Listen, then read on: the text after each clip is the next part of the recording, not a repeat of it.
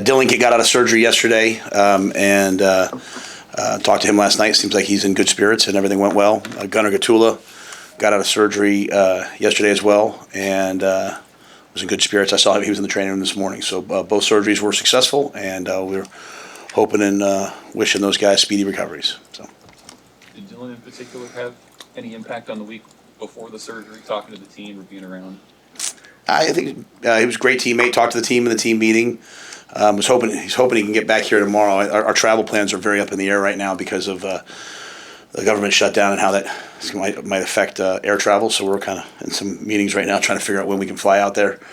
But I know he wanted to be back here if he could before we took off, just to say goodbye to the guys. Is there a significance for him going to New York for the surgery? Dylan? Significance in terms of just like a certain specialist that I'm sorry. No, he someone that the family had a relationship with. He's at the hospital special surgery, and our doctors here are awesome. They facilitated all that. They knew each other, so they worked together at the Giants. So how much has Elijah been able to get that in practice? He's been full all week. Yeah, he's good. How about Turner? He's been full. Yep. TJ had mentioned that the offensive line were some of the core guys that reached out to him and were texting him support. What does it mean, I guess, for somebody in TJ's position to have an offensive line and do that for him? Yeah, I think anytime you're going to undertake something big, it's nice to know that you don't have to do it alone. When you feel like you're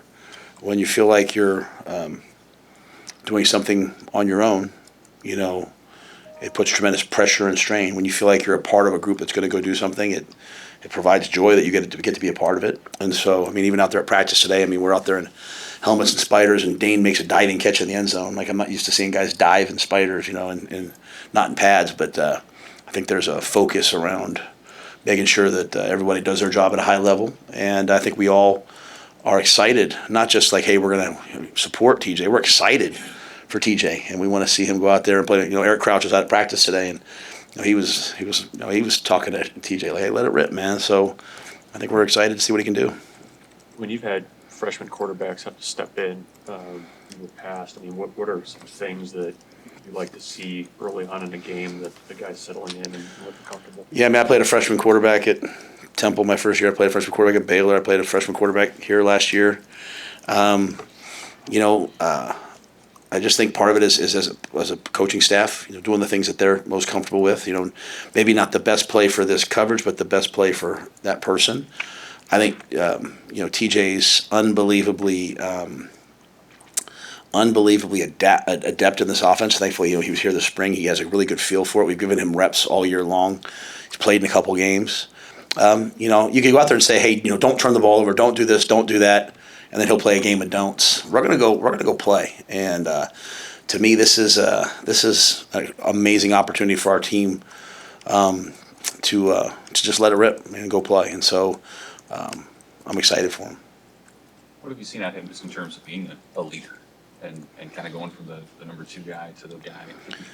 Yeah, I think that he just has to play. We don't. He does. We have tremendous leadership. We have captains. We have a ownership group that kind of like our unity council. They're the ones. Leaders insert themselves into a point of friction. When there's stress and when there's friction, leaders step up and run into that void. And so, my whole thing with TJ is just play ball, man. Like, the best thing he can do is lead by being in the meeting room, by taking extra reps. He came up to me after Tuesday. And, we do good on Tuesdays. You call it team compete. He said, "Hey, Coach, can we get that on Wednesday, please? I want a couple more fast live reps." And so, just the fact he's willing to say that to me and ask that to me is awesome. It shows maturity. And what I'll say is, coming out of Orange Lutheran, coming out of the conference he played in, he came here very prepared for all this. He's a grateful young man. He's humble, but he's confident. And so, I think the other guys will pick up the slack in terms of all those other areas, and he'll just hear the play call, execute the play call, and I like what Dana's done. Like, they haven't dumbed it down, man. He's got checks, he's got things built in, he's got all kinds of things. It's like, hey, we're gonna go play quarterback. With Dylan not having been physically present the last couple of days, who on offense, whose voice is kind of filled? Yeah, I thought the receiving core. Ja'Cory is really one of the heartbeat type guys on our offense. Isaiah, Dane, I'm kind of, I like to, during practice, I like to go to the defensive field and watch the defensive practice and then watch the offensive practice on tape and then the defensive practice on tape. And I bounce back and forth, but as I walked over to the offensive field a lot, they had unbelievable energy. I mean, yelling, screaming, talking trash, having fun. Obviously, our offensive line, those guys are, they have leadership throughout them. But I thought, those guys and, Emmett, Luke, we have so many guys that are just respected. I just think everyone's to embrace the idea of no one has to do this. We all just have to do just a little bit more to make sure we take the strain off of TJ. So, when he makes a throw, we got to win a 50-50 ball. We got to make a catch. We got to make those plays. The defense has to get the stop and flip the field for us. Special teams have to show up. And if we all take that approach, we have a good chance. With TJ's added mobility, is there any extra emphasis or talk just about sliding or protecting yourself just so he can make it through the entire game? Yeah, those guys are already trained on those things. I really struggle with adding things in week 10. You know what I mean? So the biggest thing that showed up last game was the ball was punched out of his hands twice as he was running to the sidelines. You had the ball in the inside arm and the right hand, and it was punched out. And so, you can't over rep that, or else you'll have a sore arm all week. But getting him to understand that, hey, there'll be times in this game where you're going to run probably, and ball security is paramount. Kind of going back to your question, hey, but what I don't want to do is start putting things in his head. Just do what you're trained to do. I mean, that's so much what good teams do and good players do is they just trust themselves. They have the poise to believe in themselves and not try to be more than they are, not try to do too much, not try to do too little. TJ's a really, really, really, really excellent player. I just want to go be himself. But that being said, we teach our guys when to slide, when to dive head first, how to protect themselves going out of bounds. He just has to apply that training.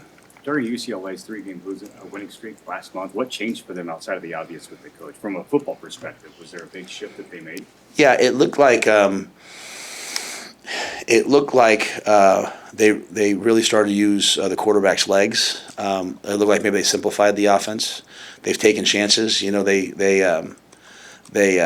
faked punts. I think they faked 3 punts. I said 4 the other day, but one was just a slow knee, so three punts.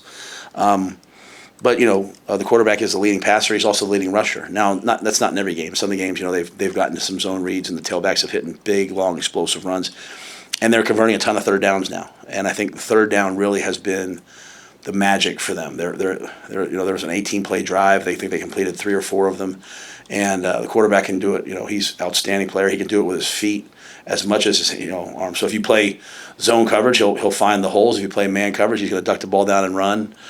He outruns people's. They have a rat on him, a spy on him. He outruns the guy.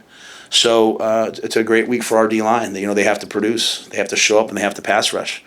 And the challenge when you go against a mobile quarterback is sometimes guys start to just latch on and try to keep him in the pocket. Well, that's no way to play football, right?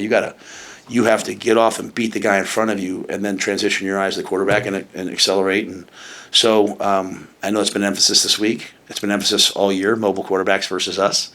And we'll have to play our best game, especially coming off last week. We had to have a player accounted for the quarterback on every single play. Sometimes people ask me about the count. Well, they're reading the backside of the counter, so I'm sure we'll see some of that. So, it's a challenge anytime you have a running quarterback and you're in zone read with gap schemes and zone schemes, and they have all of it. So, the good news for us is it's 2 weeks in a row of dealing with it, and hopefully we can put it all together. You mentioned your travel to UCLA might be affected by the shutdown. Is there anything imminent right now, or are you just kind of waiting and see if that'll affect you guys' travel? No, Susan and them are going to get on a call here in a little bit because they called us today and said, hey, it probably will be or could potentially be affected. So if we, I just told our guys, hey, what's next, man? If we got to get up at 8 o'clock in the morning tomorrow, as opposed to leaving later in the day, then so be it. If we got to wake up on Saturday and fly there and land and drive over and play, at the end of the day, the game, no one wants to hear about your troubles, and it's football. So we're going to show up and play football to the best of our abilities. But I do think, yes, things are pretty imminent. I just don't think we know exactly what that is, and that's, I'm glad I'm not dealing with it. Thankful for Susan, Haven, and Wish, and Thomas, and all those guys, because she'll get on the call and she'll figure out the best thing for us, and we'll just go do it. With the late kick, you guys had an 8 o'clock body clock kick.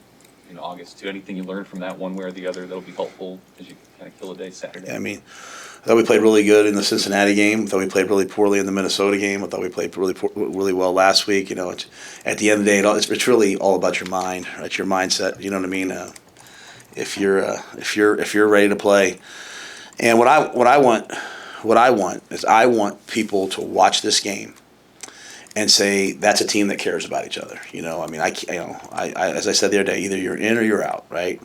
And so I want you to see a team that goes on the road no matter what time we leave, enjoys being together, enjoys sitting in their hotel rooms, enjoys going to a walkthrough, enjoys going to battle against another excellent team, knows that it's going to be. I mean, think about the character of the UCLA team, right? They're 0-3. They fire their coach, who was a player there, a great player there, who they all love, who I coached and I respect, and they've just come together and hung in there together, right? And so, I want to see a team that cares about each other. So, I look at it like, hey, the late kick gives you more time together. So, I think that's been my message, and especially poignant seeing the tragic news out of Dallas today, and seeing. Understanding that none of us know what people are going through. That's why I think we all should be careful about what we say to people. I think we should be careful what we tweet about people. I think we should be cognizant of what everyone's going through. And I told our players they should take their headphones off in the cafeteria and sit down with someone and be like, "How you doing, man? What's going on with you?" Because somebody that we're talking to, that we're saying, "What's wrong with that guy? Man, that guy's messed up." Instead of saying what's wrong with him, we should all say, "I wonder what happened to him," because everyone's suffering. And so I look at these opportunities, everyone's kind of, everyone's, going through something. We're going to go on the road together, man. It's just a chance for us all to come together and be a team and unite together and spend time together. And, I think it's a good opportunity for us. But I have to, I send my condolences, obviously. It's just awful news. But you also know at the same time, I've given the eulogy for players of mine who've had the same thing happen, and so it's just you never know what people are going through. And I will forever the rest of my life think about the time that I saw Adrian Robinson right before he took his own life, and I saw him on campus, and I was walking this way and he was way over there, and I was like, I need to catch up with Adrian because he had got done playing, and a week later he left this world, and a month later I was given the eulogy. And I just wish in my life I could go back and just stop and say, hey, how you doing? And so it's not really what you asked, but it's on my heart, and I just share it with the team. Like, I just think it's a time in this world for us to be kind to people and at the same time care about people and ask about people. Our generation of kids, my kids, they all just say, yeah, I'm fine, I'm straight, and it's just like you really got to unearth it. So I look at road trips and travel, and I look at time together practice as chances to impact young people's lives and try to be around them.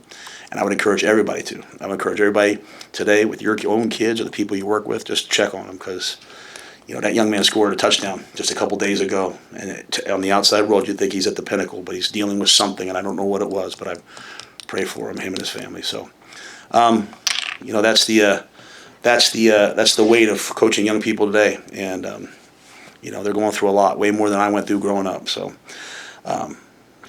just a sad story, but sad fate. And again, I pray for him. But I also know there's probably someone on my team going through something very similar. And so, in what ways can I be there for them? Can we all be there for them? I think that's the blessing we have of having another week together. So I'm grateful for it. I've challenged our guys all week to be great teammates. To rally together, to come together, and not just for TJ, but for every single guy on this team, and for the guys even that aren't on the trip that are home, just be there for everybody. So that's what we're trying to build, and it's maybe old school and kind of it's not in vogue anymore. Everything's about the transfer portal and rev share, but I still think young people probably need people that care about them. So that's never more evident today. So thank you guys. I hope you guys are all well as well. Good to see you.